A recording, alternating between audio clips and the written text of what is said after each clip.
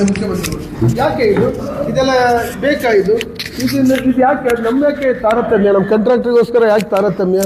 ನಾವು ಏನು ಮಾಡಿದ್ವಿ?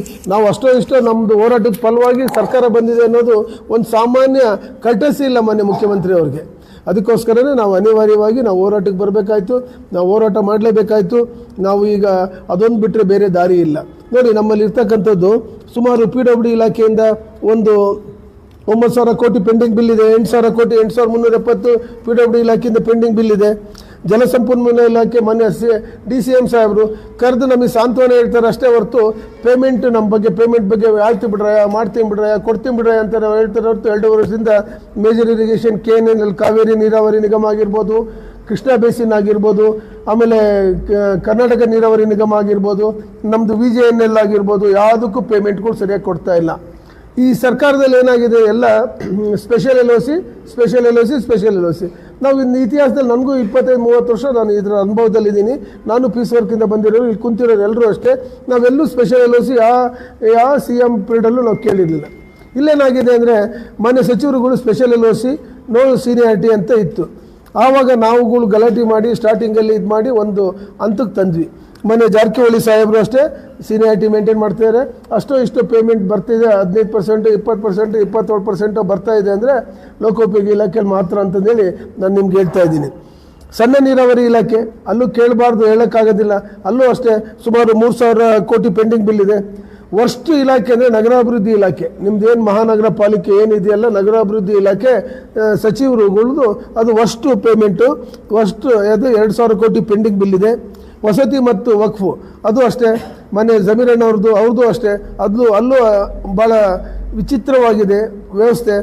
ಆಮೇಲೆ ಕಾರ್ಮಿಕ ಇಲಾಖೆಗೆ 2,000 ಕೋಟಿ ಪೆಂಡಿಂಗ್ ಬಿಲ್ ಇತ್ತು. ಇಲ್ಲೂ ಪ್ಯಾಕೇಜ್ ಸಿಸ್ಟಮ್ ಎಲ್ಲ ಕರೆದಿದ್ರು. ನಾವು ಅದನ್ನು ಕೊನೆಗೆ ಹೋಗಿ ನಾವೆಲ್ಲ ಪದಾಧಿಕಾರಿಗಳೆಲ್ಲ ಹೋಗಿ ಗಲಾಟೆ ಮಾಡಿದ ಮೇಲೆ ಈ ಸರಿ ಮತ್ತೆ ಅದು ಇಂಡಿವಿಜುವಲಾಗಿ ಕರ್ಕೊಂಡಿದ್ದಾರೆ. ಮೊದಲು 200 ಕೋಟಿ 740 ಕೋಟಿದು 200 ಕೋಟಿ 4 ಪ್ಯಾಕೇಜ್ ಮಾಡಿದ್ರು. 4 ಪ್ಯಾಕೇಜ್ ನಮ್ಮ ಕರ್ನಾಟಕ ಕಾಂಟ್ರಾಕ್ಟರ್ಗೆ ಯಾರಿಗೂ ಆಗಿಲ್ಲ ಸ್ನೇಹಿತರೆ, ಎಲ್ಲವೂ ಹೊರ ರಾಜ್ಯದವ್ರಿಗೆ ಆಗಿರೋದು. ಇದು ಭಾಳ ವಿಪರ್ಯಾಸ ಇದು. ಯಾಕಂದರೆ 200 ಕೋಟಿ ಮಾಡ್ತಕ್ಕಂಥ ನಮ್ಮಲ್ಲಿ ಯಾರೂ ಇಲ್ಲ, ಎಲ್ಲ ಅವ್ರವ್ರು ಮಾಡ್ಕೊಂತಾರೆ. ಆ ಚೈತನ್ಯ ನಮಗೂ ಇಲ್ಲ, ಯಾರಿಗೂ ಇಲ್ಲ. ಅವ್ರು ಮಾಡ್ತಿದ್ದಾರೆ. 10 ಜಿಲ್ಲೆ ಸೇರಿ ಒಂದೊಂದು ಪ್ಯಾಕೇಜ್ ಮಾಡಿದ್ದಾರೆ. ಫಾರ್ ಯುವರ್ ಕೈಂಡ್ ಇನ್ಫಾರ್ಮೇಷನ್, ತಾವು ದಯವಿಟ್ಟು ಕರೆಕ್ಟಾಗಿ ಇದನ್ನು ಅನಲೈಸ್ ಮಾಡಿ ಮಾನ್ಯ ಮುಖ್ಯಮಂತ್ರಿಗೆ ಕ್ವಶನ್ ಕೇಳಬೇಕು ನೀವು.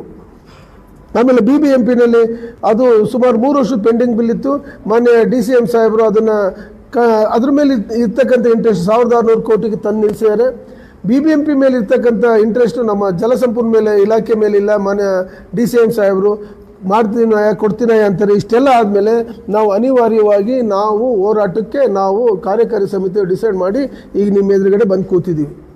ನಾವು ಹೋರಾಟ ಬಿಟ್ಟರೆ ಏನಿಲ್ಲ, ಪ್ಯಾಕೇಜ್ ಕಡಿಮೆ ಆಗಿಲ್ಲ, ಎಲ್ಲ ತೊಗೊಂಡೋಗಿ ಲ್ಯಾಂಡ್ ಆರ್ಮಿ ನಿರ್ಮಿತಿ ಕೇಂದ್ರ ಕೊಡ್ತಾ ಇದ್ದಾರೆ ನಮ್ಮದು. ಆಮೇಲೆ ನಗರಾಭಿವೃದ್ಧಿ ಇಲಾಖೆಗೆ ನಮ್ಮ ಪದ್ದಣ್ಣ ಪಾಪ ಪ್ರಾಣ ಕಳ್ಕೊಂತಾರೆ. ನಗರಾಭಿವೃದ್ಧಿ ಇಲಾಖೆ ಪೆಂಡಿಂಗ್ ಬಿಲ್ ಇರ್ತಕ್ಕಂಥದ್ದು, ಮಹಾತ್ಮ ಗಾಂಧಿ ವಿಕಾಸ್ ಯೋಜನೆಯಲ್ಲಿ ಪೆಂಡಿಂಗ್ ಬಿಲ್ ಇರ್ತಕ್ಕಂಥದ್ದು ಸುಮಾರು ಗಲಾಟೆ ಮಾಡಿದ್ವಿ. ಅವ್ರ ಜೊತೆಗೆ ಒಂದ್ಸರಿ ಇವ್ರ ಜೊತೆ ಮೀಟಿಂಗ್ ಮಾಡಿದ್ವಿ. ಅವರು ಅಟ್ಲೀಸ್ಟ್ ನಮ್ಮ ಸ್ಟೇಟ್ ಅಸೋಸಿಯೇಷನ್ ನಂಬರ್ 1 ಅಸೋಸಿಯೇಷನ್ ಇನ್ ಕರ್ನಾಟಕ, ನಮ್ಮಷ್ಟು ಒಗ್ಗಟ್ಟಾಗಿ ನಮ್ಮಷ್ಟು ಇದಕ್ಕಂಥ ಪಾವಿತ್ರ್ಯತೆ ಕಾಪಾಡ್ಕೊಂಡು ಬಂದಿರ್ತ ಅಸೋಸಿಯೇಷನ್ ಅಂದರೆ ಕರ್ನಾಟಕ ಸ್ಟೇಟ್ ಕಾಂಟ್ರಾಕ್ಟರ್ ಅಸೋಸಿಯೇಷನ್. ಅಂಥದ್ರಲ್ಲಿ ನಮಗೆ ಸಾಮಾನ್ಯ ಮಿನಿಮಮ್ ಕರ್ಟಸಿಗೆ ನಮ್ಮನ್ನು ನಡೆಸ್ಕೊಳ್ಳಲಿಲ್ಲ ಮಾನ್ಯ ಸಚಿವರು. ಆದರೂ ಸಹ ನಾವು ಸಮಾಧಾನ ಕೂತ್ಕೊಂಡು ನಾವು ಬುದ್ಧಿ ಹೇಳಿ ಅವರಿಗೆ ಸಾರಿ ಅಂತ ಕೇಳಿಸಿ ಮಾಡಿ ಎಲ್ಲ ಮಾಡ್ಕೊಂಡು ಬಂದ್ವಿ. ಆದರೆ ಅಲ್ಲೂ ಅಷ್ಟೇ ಒಂಥರ ಮಿತಿ ಮೀರಿದ್ದು ಕಮಿಷನ್ನು, ಮಿತಿ ಮೀರಿದ್ದು ವಿಚಾರ, ಇವೆಲ್ಲವನ್ನೂ ಸಹ ನಿಮ್ಮ ಮುಂದೆ ಇಡ್ಲಿಕ್ಕೋಸ್ಕರ ನಾವೇನು ಮಾಡಿದ್ದೀವಿ, ಎಲ್ಲ ಪದಾಧಿಕಾರಿಗಳೆಲ್ಲ ಮೀಟಿಂಗ್ ಮಾಡಿಕೊಂಡು ರೆಡಿ ಮಾಡಿಕೊಂಡು ನಾವು ಎಲ್ಲ 31 ಜಿಲ್ಲೆಗಳಿಗೂ ಹೋಗ್ಬಿಟ್ಟು ನಿಮ್ಮ ಸಮಸ್ಯೆಗಳನ್ನೆಲ್ಲ ಅರ್ತು ಮಾಧ್ಯಮ ಮಿತ್ರರು ಒಂದೇ ನಮಗೆ, ಈಗ ನೀವು ಒಂದೇ ನಮಗೆ ಆಧಾರ, ನೀವೇ ನಮಗೆ ನಂಬ್ಕೊಂಡಿರೋದು. ಆ್ಯಕ್ಚುಲಿ ನಿಮ್ಮ ಮುಖಾಂತರ ಸರ್ಕಾರದ ಗಮನ ಸೆಳೀಬೇಕು, ಸರ್ಕಾರದ್ದು ಕಣ್ಣು ತೆರೆಸಬೇಕು ಅನ್ನೋದೇ ನಮ್ಮ ಉದ್ದೇಶ. ನಾವು ಹಾಗಾಗ್ಬಿಟ್ಟು ಎಲ್ಲ ಜಿಲ್ಲೆಗಳಲ್ಲೂ ಪ್ರೆಸ್ ಮೀಟ್ ಮಾಡ್ತೀವಿ, ಕಾಂಟ್ರಾಕ್ಟರ್ ಜೊತೆಗೆ ಸಂವಾದ ಮಾಡ್ತೀವಿ.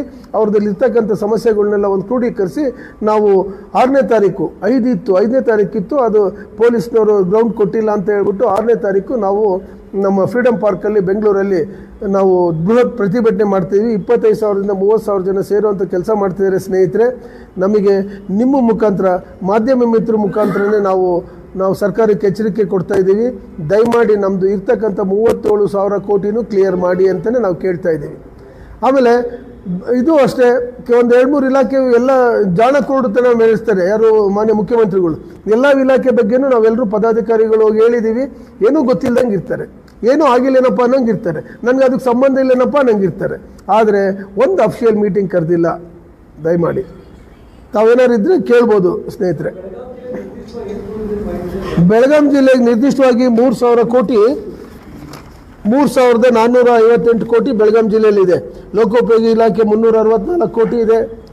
ನೋಡಿ ನಮ್ಮಲ್ಲಿ ಎಷ್ಟು ಈ 4 ಜನ ಇದ್ದಾರಲ್ಲ, ಭಾಳ ಲೆಕ್ಕಾಚಾರವಾಗಿದ್ದಾರೆ. ಅವರು ಎಲ್ಲದೂ ಡೀಟೇಲಾಗಿ ಎಲ್ಲ ಇನ್ಫಾರ್ಮೇಷನ್ ತಂದಿದ್ದಾರೆ. ಲೋಕೋಪಯೋಗಿ ಇಲಾಖೆ 280 ಕೋಟಿ, ಕರ್ನಾಟಕ ನೀರಾವರಿ ನಿಗಮ KNL 1,880 ಕೋಟಿ, ಆಮೇಲೆ ಸಣ್ಣ ನೀರಾವರಿ ಮೈನರ್ ಇರಿಗೇಷನ್ 290 ಕೋಟಿ, ಜಿಲ್ಲಾ ನಗರಾಭಿವೃದ್ಧಿ ಕೋಶ, ಆಮೇಲೆ ಅದೇ ನಗರಾಭಿವೃದ್ಧಿ ಇಲಾಖೆ ಅಲ್ಲಿ 218 ಕೋಟಿ, ಪಂಚಾಯತ್ ರಾಜ್ PRED 85 ಕೋಟಿ, ಪಂಚಾಯತ್ ರಾಜ್ ಇಂಜಿನಿಯರಿಂಗ್ 20 ಕೋಟಿ, ಗ್ರಾಮೀಣ ಅಂದರೆ JJM ಅಂತಂದೇಳಿ ಅದೊಂದು ದೊಡ್ಡ ಸಮಸ್ಯೆ ಹಾಕೋತಿದೆ. ಮಾನ್ಯ ಸಚಿವರ ಹತ್ರನೂ ಅಷ್ಟೇ ಹೋಗಿ ನಾವು ಅವ್ರನ್ನೆಲ್ಲ ಭೇಟಿ ಮಾಡಿದಂಥ ಸಂದರ್ಭದಲ್ಲಿ ಅವ್ರದ್ದು ಅತಂತ್ರ ಆಗ್ಬಿಟ್ಟಿದೆ JJM ಕಾಂಟ್ರಾಕ್ಟ್ರುಗಳು. ಅದನ್ನು ಮುಂದಿನ ದಿನಗಳಲ್ಲಿ ನಿಮ್ಮದೆಲ್ಲ ಆದ ತಕ್ಷಣ ಚರ್ಚೆ ಮಾಡೋಂಥ ಕೆಲಸ ಮಾಡ್ತೀವಿ. ಆಮೇಲೆ ಗ್ರಾಮೀಣ ಕುಡಿಯುವ ನೀರು ಸರಬರಾಜು ಇದು ಅಷ್ಟೇ 255 ಕೋಟಿ. ಇವರೆಲ್ಲ ಏನು ಮಾಡ್ತಾರೆ ಅಂದರೆ, ಮಹಾನಗರ ಪಾಲಿಕೆ ಬೆಳಗಾಂ 67 ಕೋಟಿ ಇದೆ. ಅದೇ ಮಹಾತ್ಮ ಗಾಂಧಿ ವಿಕಾಸ್ ಯೋಜನೆ ಇದು ಅನಿಸುತ್ತೆ, ಇದು 65 ಕೋಟಿ ಇದೆ. ಸೊ ಇಷ್ಟೆಲ್ಲ ಇರೋದ್ರಿಂದ ನಾವು ಎಷ್ಟೊಂದು ಸರಿ ನಾವು ಎಲ್ಲ ಥರದ್ದು ನಾವು ಸರ್ಕಾರಕ್ಕೆ ನಾವು ಎಚ್ಚರಿಕೆ ಕೊಟ್ಕೊಂತಾನೆ ಬಂದ್ವಿ. ಏಪ್ರಿಲಲ್ಲಿ ಕೊಡ್ತೀವಿ ಅಂತಾರೆ, ಮಾರ್ಚಲ್ಲಿ ಗಲಾಟೆ ಮಾಡಿದರೆ ಏಪ್ರಿಲ್ ಕೊಡ್ತೀವಿ ಅಂತಾರೆ. ನಿನ್ನೆ DCM ಸಾಹೇಬರು ಅದೇ ಹೇಳಿರೋದು, ಆಯಿತು ಬಿಡಿ ಬಡ್ಜೆಟ್ ಆದಮೇಲೆ ನೋಡೋಣ. ಇಂಥ ಬಡ್ಜೆಟ್ 3 ಆಗ್ಬಿಟ್ಟು ಮನೆ ಮುಖ್ಯಮಂತ್ರಿಗಳು ಮುತ್ಸದಿ ಅವರು ಇದ್ದಾರೆ, 17 ಬಡ್ಜೆಟ್ ಮಾಡ್ತಿದ್ದಾರೆ. ಅಟ್ಲೀಸ್ಟು ಏನೇನೆಲ್ಲ ಮಾಡ್ತಾರೆ ಅದು ನಮಗೆ ಸಂಬಂಧ ಇಲ್ಲದ್ದು, ಯಾರಿಗೋ ಏನೋ ಬೆನಿಫಿಟ್ ಕೊಡ್ತಾರೆ ಅದು ನಮಗೆ ಸಂಬಂಧ ಇಲ್ಲದ್ದು. ನಾವು ಮಾಡಿರ್ತಕ್ಕಂಥ ಕೂಲಿ ಕೊಡಿ, ನಾವು ಕೆಲಸ ಮಾಡಿರ್ತಕ್ಕಂಥ ಕೂಲಿ ಕೊಡಿ ಅಂತ ನಾವು ಕೇಳ್ತಿರೋದು. ಪಾಪ ಕಾಂಟ್ರಾಕ್ಟ್ರುಗಳು ಮನೆ ಮಠ ಮಾರ್ಕೊಂಡು ಹಾಳಾಗಿ ಹೋಗ್ತಿದ್ದಾರೆ, ವಿಷ ಕುಡಿತಿದ್ದಾರೆ, ಪ್ರಾಣ ಕಳ್ಕೊಂತಿದ್ದಾರೆ. ನಮ್ಮ ವಾಸ್ತಿಗಳೆಲ್ಲ ಬ್ಯಾಂಕ್ನಲ್ಲಿ ಅಡ ಇಟ್ಟಿದ್ದೀವಿ, ಇರ್ತಕ್ಕಂಥ ಒಡವೆಗಳೆಲ್ಲ ನಾವು ಅಡ ಇಟ್ಟಿದ್ದೀವಿ. ದಯವಿಟ್ಟು ಯಾರು ಮಾತಾಡಬಾರ್ದಪ್ಪ ಗುಸು ಅಂತ. ನಮ್ಮ ಇರ್ತಕ್ಕಂಥ ಒಡವೆಗಳೆಲ್ಲ ನಾವು ಅಡ ಇಟ್ಟಿದ್ದೀವಿ, ಬಿಡಿಸ್ಕೊಳಕ್ಕಾಗ್ತಿಲ್ಲ ನಮಗೆ. ದಯವಿಟ್ಟು ಅದಕ್ಕೋಸ್ಕರನೇ ಮಾಧ್ಯಮ ಮುಖಾಂತರನೇ ಸರ್ಕಾರಕ್ಕೆ ದಯವಿಟ್ಟು ನೀವು ಹಿತ ನೋಡಿ ಹೇಳ್ತಿರೋ, ಎಚ್ಚರಿಕೆ ಕೊಡ್ತಿರೋ, ಏನು ಮಾಡ್ತಿರೋ, ನಮ್ಮದು ದುಡ್ಡು ನಮಗೆ ಕೊಡಬೇಕು, 37,000 ಒಂದೇ ಸ್ಟ್ರೆಚ್ಚಲ್ಲಿ ಕೊಡಬೇಕು ಅಂತ ನಮ್ಮ ಒತ್ತಾಯ ಸರ್.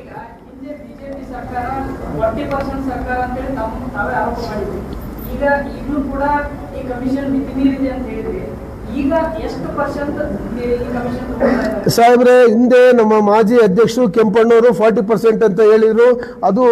ಅದ್ರದ್ದು ಭಾಳ ಕಷ್ಟ ಅನುಭವಿಸ್ತಿದ್ದೀವಿ ನಾವು. ನಮ್ಮ ಹಿಂದೆ 1.5 ಲಕ್ಷ ಜನ ಇದ್ದಾರೆ. ನಮ್ಮ ಹಿಂದೆ ನಾವು ಇಲ್ಲಿ ಕುಂತಿರೋರು 10 ಜನ ನಾವೇನಾದ್ರು ಒಂದು ತಪ್ಪು ಮಾತಾಡ್ಬಿಟ್ರೆ 1.5 ಲಕ್ಷ ಜನಕ್ಕೆ ಕಷ್ಟ ಆಗುತ್ತೆ. ನೋ 40%, 50%, 60, ನೋ 60, 40 ಏನೂ ಇಲ್ಲ ನಮ್ಮಲ್ಲಿ. ಭ್ರಷ್ಟಾಚಾರ ಇದೆ. ಹಣ ಬಿಡುಗಡೆಗೆ ಹಳೆ ಸರ್ಕಾರಕ್ಕಿಂತ ಹೆಚ್ಚಿಗೆ ಭ್ರಷ್ಟಾಚಾರ ಇದೆ. ನೀವು ಮಾಧ್ಯಮ 16ನೇ ತಾರೀಕು ಬರ್ತಿರಲ್ಲ, ಅವಾಗ ನಮ್ಮ ಕಾಂಟ್ರಾಕ್ಟ್ರುಗಳು ಏನು ಸುಮಾರು 25-30 ಸಾವಿರ ಜನ ಬರ್ತಿರಲ್ಲ, ರ್ಯಾಂಡಮ್ ಆಗಿ ಯಾರನ್ನು ಕೇಳಿದ್ರು, ಯಾವ ಇಲಾಖೆ ಕೇಳಿದ್ರು ಪಟ್ಟಂತ ಅವರೇ ಹೇಳ್ತಾರೆ.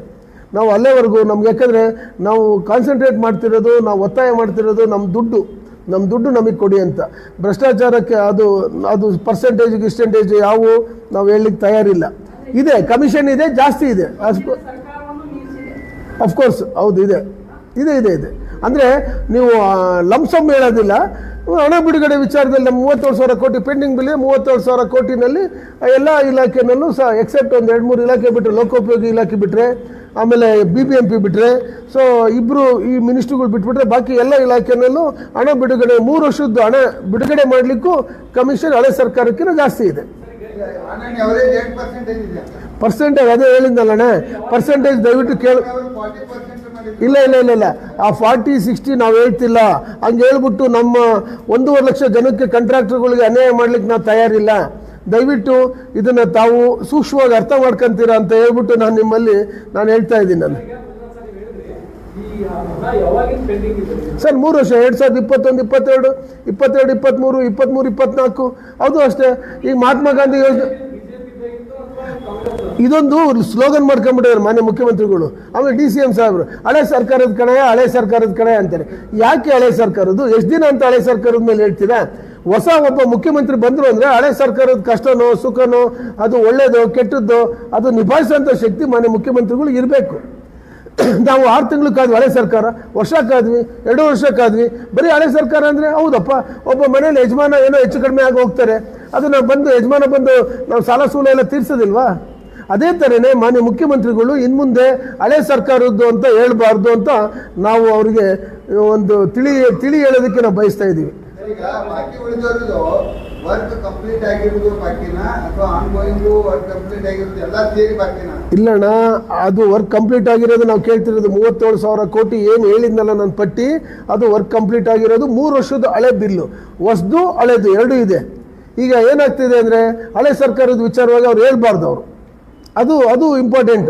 ನಾವು ಹೇಳ್ತೀವ, ಈಗ ನಮ್ಮದು ಕೆಂಪಣ್ಣವ್ರದ್ದು ನಾವು ಹೇಳಿಲ್ವಾ, ಆದರೂ ಅದನ್ನು ನಿಭಾಯಿಸ್ಕೊಂಡು ಹೋಗ್ತಿದ್ದೀವಿ. ನಾವು ಅವ್ರು ತಪ್ಪು ಅಂತ ಹೇಳೋದಿಲ್ಲ, ಅವ್ರು ನಮ್ಮನ್ನು ಹೊಟ್ಟೆ ಒಳಗೆ ಹಾಕ್ಕೋಬೇಕು. ನಾವು ಇವ್ರು ಸುಮ್ಮನೆ ಯಾರ್ದೋ ಮೇಲೆ ಗೂಬೆ ಕೂರಿಸೋದು ಅಲ್ಲ ಅಂತ ನಮ್ಮ ಅಭಿಪ್ರಾಯ. ಯಾವ ಜಿಲ್ಲೆದು ಅಂತಲ್ಲ, ಬೆಳಗಾಂ ಹೇಳಿದ್ರಲ್ಲ 3,600 ಕೋಟಿ, ನೋಡಿ ಇದು ಬೆಳಗಾಂ ಜಾಸ್ತಿ ಇದೆ. 18 ಇದು ಎಲ್ಲ ಜಿಲ್ಲೆಯಲ್ಲೂ ಮಿಕ್ಸಪ್ ಆಗಿರುತ್ತೆ. ನಮ್ದೇನಾಗಿದೆ, ಟೆಂಡರ್ಸ್ ಆ್ಯಸ್ ಪರ್ ಟೆಂಡರು ಅದ್ರ ಮೇಲೆ ಹೋಗ್ತಾ ಇದೆ. ಈ ಮಂಗಳೂರಿನಲ್ಲಿ ವಿಪರ್ಯಾಸ ಗೊತ್ತಾ, ಅಲ್ಲಿ ಭಾಳ ಕಾಂಟ್ರಾಕ್ಟ್ರು ಭಾಳ ಕಷ್ಟದಲ್ಲಿದ್ದಾರೆ. ನಾವು ಇದಾಗಲೇ 11ನೇ ಜಿಲ್ಲೆ. ಮಂಗಳೂರಲ್ಲಿ ಪಾಪ ಅವರು ಬೇರೆ ಜನಪ್ರತಿನಿಧಿಗಳು ಬೇರೆ ಪಾರ್ಟಿಯವರು ಅಂತೇಳಿ ಗ್ರಾಂಟೇ ಕೊಟ್ಟಿಲ್ಲ ಅಂತಂದೇಳಿ ಅವ್ರ ಕಷ್ಟ ತೋಡ್ಕೊಂಡ್ರು ಅವರು. ಅಂದರೆ ಅಲ್ಲಿ ಡೆವಲಪ್ಮೆಂಟ್ ವರ್ಕೇ ಕಡಿಮೆ ಆಗಿಬಿಟ್ಟಿದೆ ಮಂಗಳೂರಲ್ಲಿ ಅಂತ. ಇದು ಈ ಥರ, ಅದು ಬಿಡಿ, ಅದು ಅವ್ರವ್ರ ತಾರತಮ್ಯ. ನಮಗೆ ಪಾರ್ಟಿ ಬೇಕಾಗಿಲ್ಲ, ನಮ್ಗೆ ಇರೋದು ಒಂದೇ ಪಾರ್ಟಿ, ಕಾಂಟ್ರಾಕ್ಟರ್ ಪಾರ್ಟಿ. ನಾವು ಇರೋದು ಒಂದೇ ಜಾತಿ, ಕಾಂಟ್ರಾಕ್ಟರ್ ಜಾತಿ. ನಾವು BJP, ಕಾಂಗ್ರೆಸ್ಸು, JDS ಅವೆಲ್ಲ ನಮಗೆ ಬೇಕಾಗಿಲ್ಲ ಸ್ನೇಹಿತರೆ. ಅದೇ ಸ್ಪೆಷಲ್ LOC ಉದ್ದೇಶ ಎಕ್ಸ್ಪೆಕ್ಟೇಷನ್ ಅಷ್ಟೇ, ಇನ್ನೇನು ಇಲ್ಲ. ಈಗ ನಾವು ಸರಿ ಇಲ್ಲ ಕಾಂಟ್ರಾಕ್ಟರ್ಗಳು. ನಾವು ಏನು ಗೊತ್ತಾ, ಒಂದು 10% ನಾವು ಕಲ್ಪಿಡಿಸಿದ್ದೀವಿ. ನಾನೇನಾದ್ರು ಒಂದು ಸ್ಪೆಷಲ್ LOCನಲ್ಲಿ ಯಾವ್ದಾದ್ರು ಒಂದು ರೇಟ್ ಫಿಕ್ಸ್ ಮಾಡಿದರೆ ಪಕ್ಕದ ಮುಲ್ಲಣ್ಣ ಹೋಗಿ ಇನ್ನೊಂದಿಷ್ಟು ಫಿಕ್ಸ್ ಮಾಡ್ತಾರೆ, ಈ ಕಡೆ ನಮ್ಮ ದಿನೇಶ್ ಹೋಗಿ ಅದ ಕಡೆ ಜಾಸ್ತಿ ಕೊಡ್ತಾರೆ. ಸೊ ಇದು ಅವರು ಡಿಮ್ಯಾಂಡ್ ಮಾಡೋದು. ಸ್ಪೆಷಲ್ LOC ಅಂದರೆ ಡಿಮ್ಯಾಂಡ್ ಮಾಡೋದು. ಇದು ಸೀನಿಯಾರಿಟಿ ಮೇಂಟೈನ್ ಮಾಡಬೇಕು. ನಮ್ಮ ಕಾನೂನುಬದ್ಧವಾಗಿ ಏನಾಗಿದೆ, ಸೀನಿಯಾರಿಟಿ ಮೇಂಟೈನ್ ಮಾಡಬೇಕು. ಡಿಸ್ಕ್ರಿಷನರಿ ಪವರ್ 80% ಸೀನಿಯಾರಿಟಿ ಕೊಡಬೇಕು, 20% ಡಿಸ್ಕ್ರಿಷನರಿ ಪವರ್ ಆಫ್ ಎಕ್ಸಿಕ್ಯೂಟಿವ್ ಮತ್ತು ಸಂಬಂಧಪಟ್ಟ ಇಲಾಖೆ ಮಂತ್ರಿಗಳು. ಆದರೆ ಇವ್ರೇನು ಮಾಡ್ತಾರೆ, 100% ಸ್ಪೆಷಲ್ LOC. ಈಗ ಒಂದು ಸ್ವಲ್ಪ ಕಡಿಮೆ ಆಗಿದೆ. ಅದನ್ನು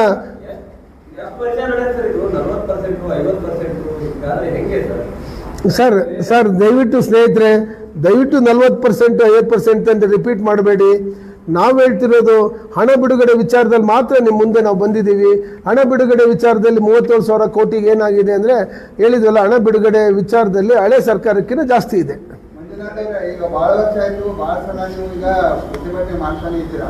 ಪ್ರತಿಭಟನೆ ಹೊಸದಲ್ಲ, ಈ ಹೊಸದು ಏನಾದರೂ ಸರ್ಕಾರ ಆಗಲೂ ಕೂಡ ಕೊಡದೇ ಇದ್ರೆ ನೀವು ಏನಾದರೂ ಕಾಮಗಾರಿ ಏನಾದರೂ ತೆಗೆದುಕೊಂಡು ಹೇಳ್ತೀವಿ ಅಣ್ಣ. ಈಗ ಏನಾಗಿದೆ, ನಾವು ಇಡೀ ರಾಜ್ಯದಲ್ಲಿ ಒಂದು ಮನವಿ ಮಾಡ್ಕೊಂಡಿದ್ದೀವಿ. ರನ್ನಿಂಗಲ್ಲಿರ್ತಕ್ಕಂಥ ಚಾಲ್ತಿನಲ್ಲಿರ್ತಕ್ಕಂಥ ಒಂದು ಕಾಮಗಾರಿಗಳನ್ನ ನಿಲ್ಲಿಸ್ಬಿಟ್ಟು ನಾವು ಒಂದು ದಿನ ಸಾಂಕೇತಿಕವಾಗಿ ಒಂದು 25,000ದಿಂದ 30,000 ಜನ ನಮ್ಮ ಕಾಂಟ್ರಾಕ್ಟರ್ಗಳನ್ನ ಸೇರಿಸ್ಬಿಟ್ಟು ಎಲ್ಲ ಕೆಲಸ ನಿಲ್ಲಿಸಿ ನಾವು ಪ್ರತಿಭಟನೆ ಮಾಡಲಿಕ್ಕೆ ತಯಾರಿದ್ದೀವಿ. ಇದು ಮಾರ್ಚ್ ತಿಂಗಳು, ಕಾಂಟ್ರಾಕ್ಟರ್ಗಳಿಗೆ ಇಷ್ಟೋ ದುಡ್ಡು ಬರೋವಂಥ ಒಂದು ತಿಂಗಳು. ಅದಕ್ಕೋಸ್ಕರ ನಾವೇನು ಮಾಡ್ತೀವಿ, ಸರ್ಕಾರ ಅದಕ್ಕೆ ಬಗ್ಲಿಲ್ಲ ಅಂದರೆ ನಾವು ಏಪ್ರಿಲ್ ನಂತರ ನಾವು ಸುಮಾರು ಅನಿರ್ದಿಷ್ಟ ಅವಧಿಗೆ ರನ್ನಿಂಗ್ ಕೆಲಸಗಳನ್ನೆಲ್ಲ ನಿಲ್ಲಿಸ್ಬಿಟ್ಟು ಏಪ್ರಿಲ್ ನಂತರ ನಾವು ಸ್ಟ್ರೈಕ್ ಮಾಡಲಿಕ್ಕೆ ನಾವು ತಯಾರಿ ಮಾಡ್ಕೊಂಡಿದ್ದೀವಿ. ಜೊತೆಗೆ ಇನ್ನೂ ನಮ್ಮ ಸ್ನೇಹಿತರು ಒಬ್ಬರು ಐಡಿಯಾ ಕೊಟ್ಟರು, ನೆಕ್ಸ್ಟ್ ಈ ಸರ್ಕಾರ ಬಗ್ಲಿಲ್ಲ ಅಂದರೆ ನಮ್ಮ ಹೆಂಡತಿ ಮಕ್ಕಳನ್ನೆಲ್ಲ ಕರ್ಕೊಂಡು ಹೋಗ್ಬಿಟ್ಟು ಫ್ರೀಡಮ್ ಪಾರ್ಕಲ್ಲಿ ಕೂಡಾಕ್ಬಿಡೋದು ಅಂತ. ಅದನ್ನು ಆ ಥರ ಮಾಡಬೇಕು ಅಂತಂದೇಳಿ ಅಂದ್ಕೊಂಡಿದ್ದೀವಿ. ಇದನ್ನು ನೀವು ವಿಶೇಷವಾಗಿ ಇದನ್ನು ಪ್ರಚಾರ ಮಾಡಿ. ನೆಕ್ಸ್ಟ್ ಅವರು ನಮಗೆ ಏಪ್ರಿಲ್ ತಿಂಗಳಲ್ಲಿ ದುಡ್ಡು ಕೊಡಲಿಲ್ಲ ಅಂದರೆ ಹೆಂಡತಿ ಮಕ್ಕಳಿಗೆ ನಮ್ಮ ಕಷ್ಟಗಳನ್ನೆಲ್ಲ ಕೇಳಬೇಕು ಅಂದರೆ ನಮ್ಮ ಹೆಂಡತಿ ಮಕ್ಕಳ ಹತ್ರ ಕೇಳಬೇಕು. ಏನಿದೆ ಅವ್ರು ಹೇಳ್ತಾರೆ, ಅಡ ಇಟ್ಟು ಅಲ್ಲೇ 3 ವರ್ಷ ಸ್ವಾಮಿ ಎಲ್ಲ ಮದುವೆಗೆ ಬರೀ ಸುಮ್ಮನೆ ಡೂಪ್ಲಿಕೇಟ್ ಹಾಕೊಂಡು ಹೋಗ್ತಿದ್ದೀವಿ ಅಂತಾರೆ. ಆಮೇಲೆ ಬ್ಯಾಂಕಲ್ಲಂತೂ ಬಿಡ್ರಿ, ನಾವು ವ್ಯಾಲ್ಯೂಬಲ್ ಕಸ್ಟಮರ್ಸ್ ಇಲ್ಲಿ ಕುಂತಿದ್ದಾರಲ್ಲ, ವ್ಯಾಲ್ಯೂಬಲ್ ಕಸ್ಟಮರ್ಸ್ 5 ವರ್ಷದ ಕೆಳಗೆ ಈಗ ಡಿಫಾಲ್ಟರ್ ಆಗಿದ್ದೀವಿ ನಾವು.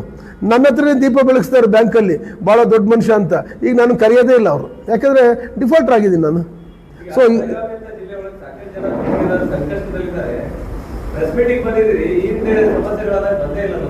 ಏನು ಸರ್?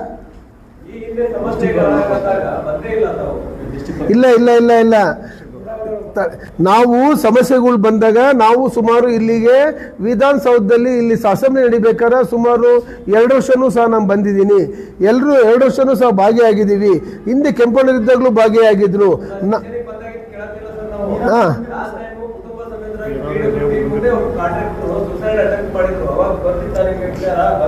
ಇಲ್ಲ ನೀರಾವರಿ ನಿಗಮದಲ್ಲಿ ಆ ಮೀಟಿಂಗ್ ಮಾಡಿದಾಗ ನಾನು ಬರಲಿಲ್ಲ, ನನ್ನ ಪದಾಧಿಕಾರಿಗಳು ಎಲ್ಲರೂ ಸಹ ಬಂದಿದ್ರು.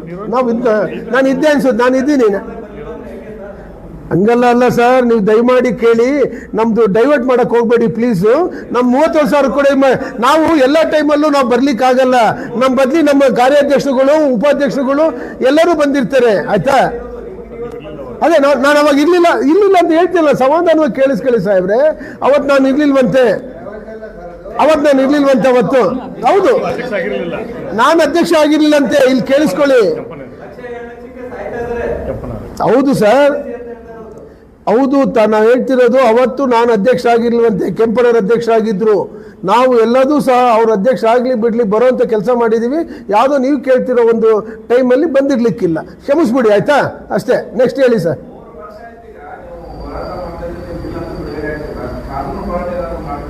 ಸರ್, ಕಾನೂನು ಹೋರಾಟ ಮಾಡಿದರೆ ಯಾವೂ ಸಕ್ಸಸ್ ಆಗ್ತಾ ಇಲ್ಲ.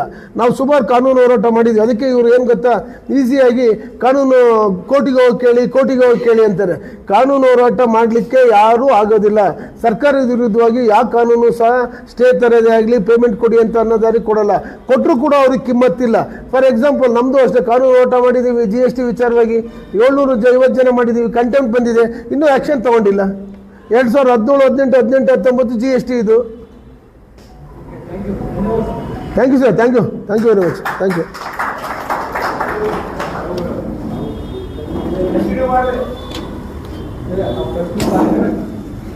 ಇಲ್ಲ, ತಾವು ಮಾಧ್ಯಮ ಮಿತ್ರರು ಹೋದ ತಕ್ಷಣ ನಾವು ನೆಕ್ಸ್ಟ್ ನಮ್ಮ ಕಾಂಟ್ರಾಕ್ಟರ್ಗಳ ಜೊತೆಗೆ ಕಷ್ಟ ಸುಖ ಎಲ್ಲ ಅದ್ರ ಚರ್ಚೆ ಮಾಡ್ತೀವಿ. ಪ್ಲೀಸ್, ಥ್ಯಾಂಕ್ಸ್ ಅಪ್ಪ, ಥ್ಯಾಂಕ್ ಯು. ಹಾಂ, ಅಲ್ಲ ಅವ್ರು ಯಾರು ಹೇಳಿದ್ರಲ್ಲ, ಸಾಕು ಮುಗೀತು ಅಂದ್ರಲ್ಲ. ಇನ್ನೇನಾದ್ರು ಇದ್ರೆ ಕ್ವಶನ್ಸ್ ಕೇಳಿ, ಬೇಕಾದ್ರೆ ರೆಡಿ ಇದೀವಿ.